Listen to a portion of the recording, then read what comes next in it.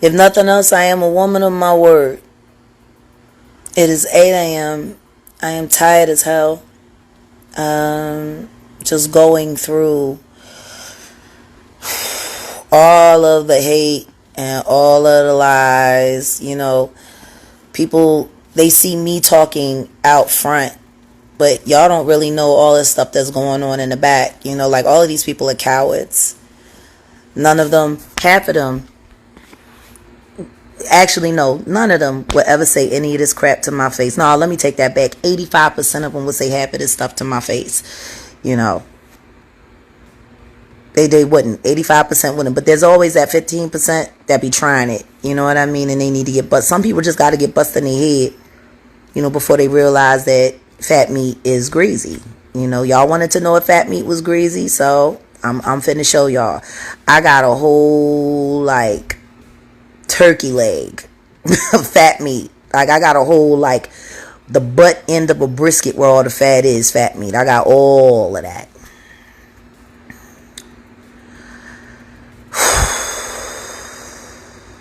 Honeycomb, honeycomb, honeycomb.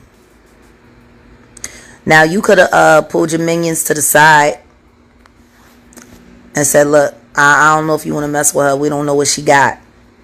So I'm going to tell you what I got. I think it was like 03.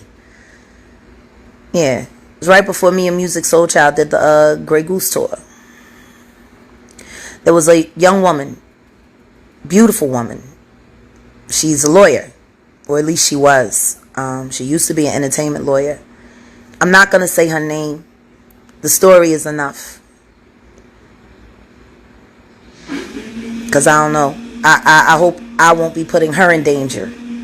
But she shouldn't have to feel afraid after all of these years. Almost 20 years, you know. But I had to give her a job. I shouldn't say I had to give her a job. I gave her a job working for me so she could find some safety. Because while she was working at Bad Boy, because she was one of the lead counsels for Bad Boy Entertainment, she witnessed something. She witnessed something that was disturbing to her. But what was really disturbing to her was the conversation that she had with Diddy after. See, Christopher Williams, I don't know, I guess he wanted to sign. I don't know what happened. But Puff was supposed to be giving him a demo deal, and he gave him a demo deal, and I guess it was supposed to turn into an album deal, which that never happened. But this young woman walked in to get approval on some paperwork. See. And when she walked in, the door wasn't locked, so she didn't think twice about just walking in. And when she walked in, she saw Christopher Williams performing fellatio on Puff. Now, from what she said to me, it was disturbing because, you know, they didn't stop. She just walked out, and she just kept her head down at the office the rest of the day, I believe it was. And I don't think it was at the end of business day that day, but I think it was the following day. He came into her office and was like, yeah, so you came in there, so what? What you gonna do? You wanna say something?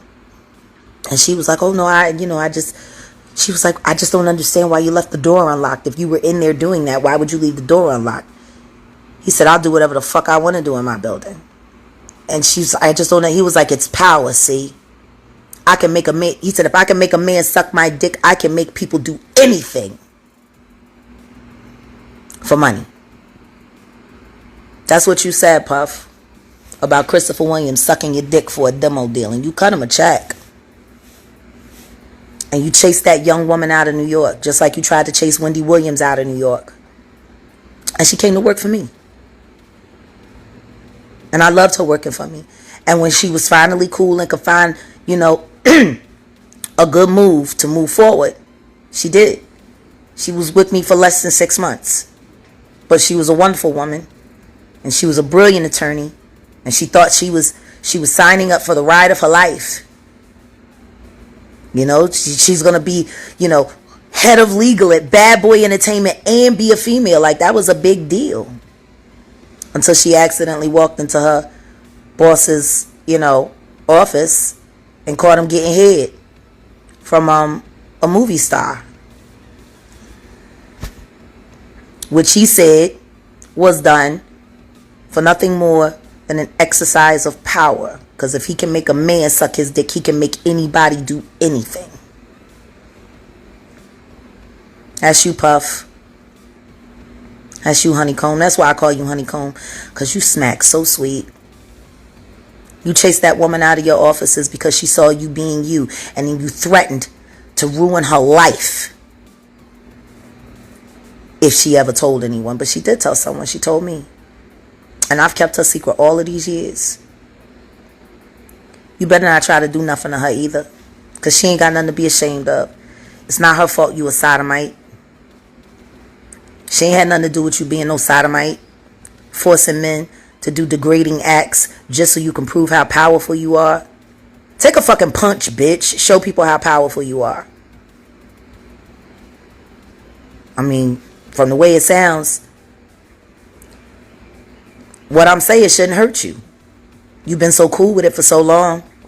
What was that video you did? I can't even remember who it was with. Was it with Usher or something? And you was in a hotel room and you had a dildo in the bed and everybody was trying to skip past that part and you just had a dildo in the bed. What was you using it for? Who was you using it on? Was you using it on yourself? Did somebody else use it on you? Why are you doing videos in hotel rooms with dildos and men? Only men present. Because you're a sodomite. That's why. Like, I don't know if every man that's had a sexual dealing with you, if it's been consensual. You know, maybe you were holding some bad information over their head. Or maybe you had some bad information on their family. See, that's why I have exposed myself. That's why I have been transparent this entire time. Because y'all ain't going to use nothing that I done against me. I'ma blow me up. You should take a page out of my book. The truth will, it'll set you free. So yeah, Sean Combs, I'm charging you with sodomy. I'm charging you with being a divisive human being who will do anything for $1. I'm charging you with ruining multiple careers and with stealing great music away from the public so you can get rich off of trash. How many fucking great artists have you blocked? How many people have you called and paid money to sign people so that they could shelf them so your projects could go on through? Everybody in your pocket, Puff. Probably because you got one of their secrets. You probably about the only other person in the industry that got more secrets than me. And that's because you know Clive Davis, and we all know he has lots of secrets. Clearly he trusts you. He stepped around Andre Harrell and gave you the keys to the kingdom. Andre was in line. But then again, you know, you had it in for Andre because Andre used to make you suck his dick. And Kim Porter had footage of it.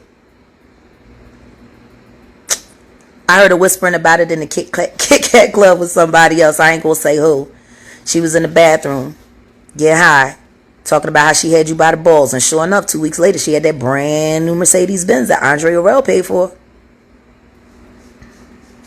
She got you good, Puff. I guess you finally got her back, huh? Right? You're alive and she dead. You won. See, what Andre did to you, it could have stopped with him.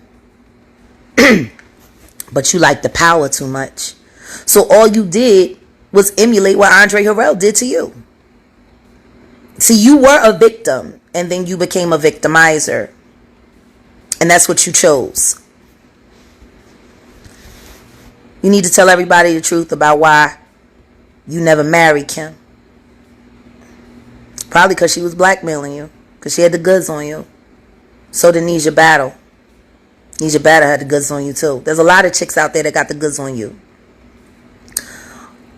So I am going to go to sleep with my gun just in case shots start firing around here and I got to bust back. I'm going to give me some rest. But I promised that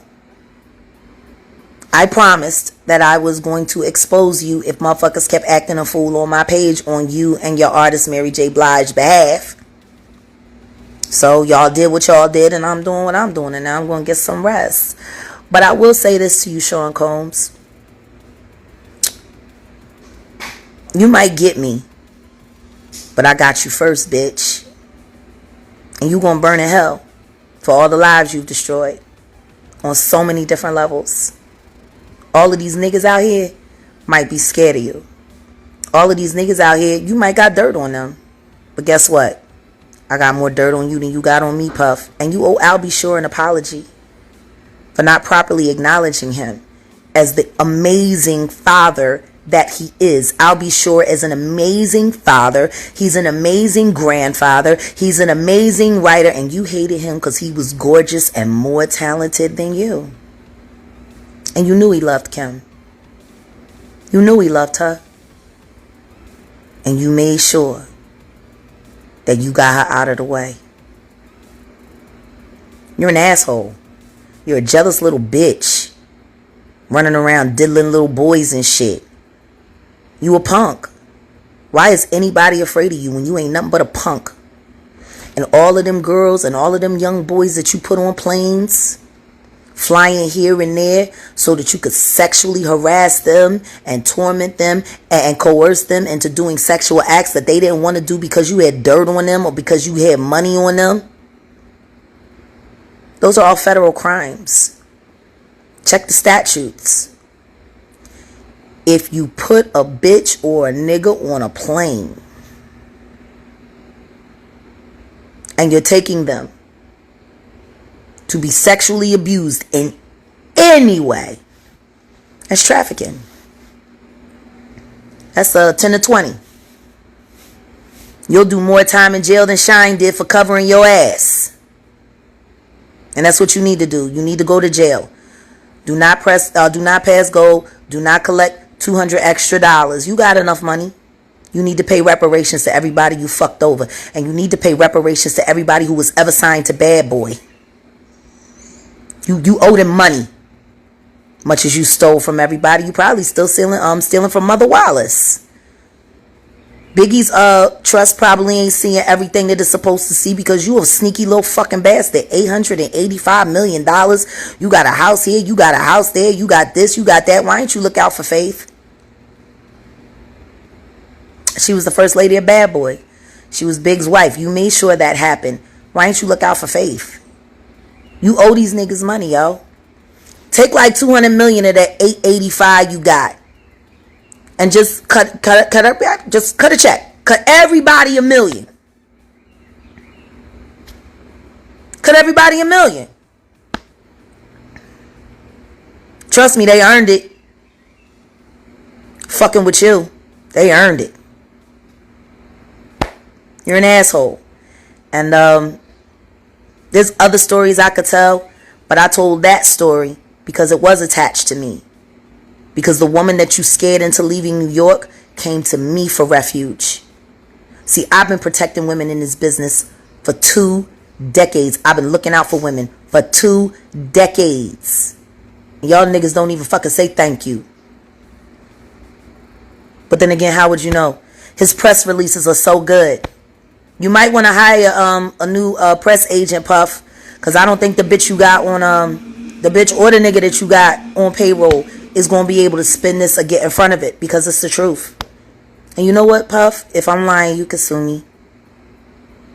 But we both know I'm not lying.